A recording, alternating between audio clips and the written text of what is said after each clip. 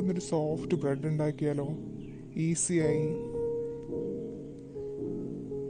അതിനായിട്ട് ആദ്യമായി 1 കപ്പ് ഇളം ചൂട് പാൽ എടുക്കുക.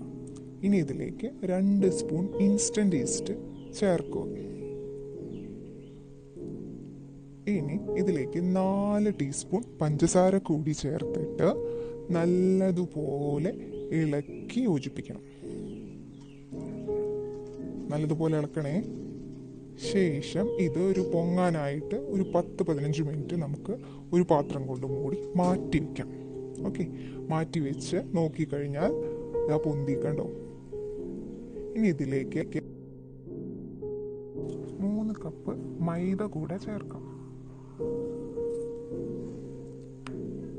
ഇനി ഒരു 4 സ്പൂൺ വെണ്ണ ഉരുക്കിയതും കൂടെ ചേർക്കാം. മാവ് സോഫ്റ്റ് ആവാനാണ്. നിങ്ങൾക്ക് പറ്റിയില്ല എന്ന് വെച്ചാൽ ഓയിൽ കൂടെ ചേർക്കാം, വെണ്ണ അല്ലെങ്കിൽ ഓയിൽ. ഇനി ഇതിലേക്ക് 1/2 സ്പൂൺ ഉപ്പ് കൂടെ ചേർക്കാം. ഇനി നല്ലതുപോലെ മൃദുവായി കുഴച്ചെടുക്കാം. കുഴച്ച് സോഫ്റ്റ് ആയിട്ടുള്ള ഒരു മാവാക്കി എടുക്കുക. എന്നിട്ട് അതിൻ്റെ മുകളിൽ ഇച്ചിരി ഓയിലോ വെണ്ണയോ ഒക്കെ തടവി വെക്കാം. ശേഷം നമുക്കിത് മാറ്റി വയ്ക്കാം. 1 മണിക്കൂർ നേരത്തേക്ക് അടച്ച് മാറ്റി വയ്ക്കാം. 1 മണിക്കൂർ മുതൽ 1.5 മണിക്കൂർ വരെ. കണ്ടോ, മാവ് ഡബിളായത് കണ്ടോ? മാവ് പൊങ്ങി നല്ല സോഫ്റ്റായി വന്നിട്ടുണ്ട്. ഇനി ഇതൊരു 5 മിനിറ്റ് നേരം കൂടെ നല്ലതുപോലെ കുഴച്ചെടുക്കാം. നല്ലതുപോലെ സോഫ്റ്റായിട്ട് കുഴച്ചെടുക്കണേ. ഇനി കിച്ചൻ്റെ ഫ്ലോറിൽ ഇച്ചിരി മൈദ തൂവി നമുക്കിതങ്ങ് പരത്തിയെടുക്കാം. എല്ലാ മാവും എടുത്തത് ഇതുപോലെ ഇങ്ങനെ റോൾ ചെയ്യുക. നല്ലതുപോലെ റോൾ ഇങ്ങനെ ചെയ്തെടുത്തതിന് ശേഷം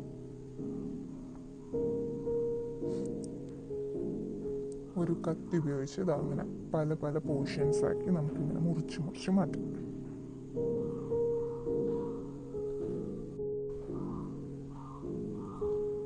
ഇനി ഓരോ പീസ് എടുത്ത് ഇതുപോലെ കണ്ടോ, റോൾ ചെയ്ത് നീട്ടി റോൾ ചെയ്ത് നടുവ് വെച്ച് ഒന്ന് ചുറ്റിയെടുക്കുക. എന്നിട്ട് ആ 2 അറ്റവും കൂടെ മുകളിലേക്ക് കൊടുന്ന് ഇതുപോലെ ചുറ്റി വെക്കാം. കണ്ടോ, ഒരു ഷേപ്പാണ്. നിങ്ങൾക്ക് ഇഷ്ടമുള്ള ഷേപ്പിൽ ഉണ്ടാക്കാം കേട്ടോ. ഞാനിതുപോലെ ഉണ്ടാക്കിയെന്ന് മാത്രം. ഒരു വട്ടം കൂടെ കാണാം. ആദ്യം റോൾ എടുത്ത് ഇതുപോലെ റോൾ ചെയ്ത് ഒന്ന് ചുറ്റിയെടുക്കുക. എന്നിട്ട് ആ 2 അറ്റം മുകളിൽ കൂടെ കൊടുന്ന് ഒന്ന് ചുമ്മാ തിരികെ വയ്ക്കാം.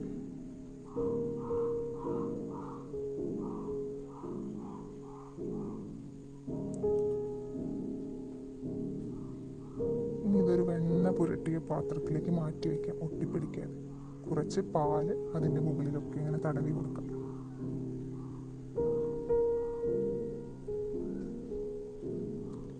എന്നിട്ടൊരു പാത്രത്തിൽ കൂടെ വെണ്ണ തടവി നമുക്ക് ഒരെണ്ണം അതിലേക്ക് മാറ്റി വയ്ക്കാം.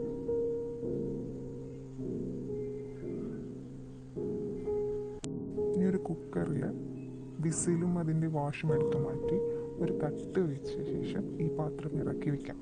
ഒരു 30 മിനിറ്റ് നേരം ചെറുതീയിൽ നമുക്ക് ബേക്ക് ചെയ്തെടുക്കാം. ഒരു ഹോം ബേക്ക് ഐഡിയയാണ്. ശേഷം നോക്കിക്കേ, ഇറ്റ്സ് റെഡി.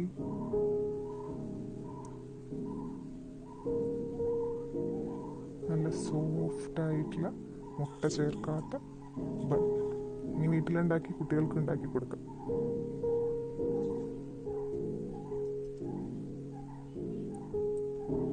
നോക്കിക്കേ എത്ര സോഫ്റ്റാണെന്ന് കണ്ടോ. ഇതെല്ലാവരും വീട്ടിൽ ട്രൈ ചെയ്ത് നോക്കണേ. സോഫ്റ്റായിട്ടുള്ള ബട്ടർ. Thank you.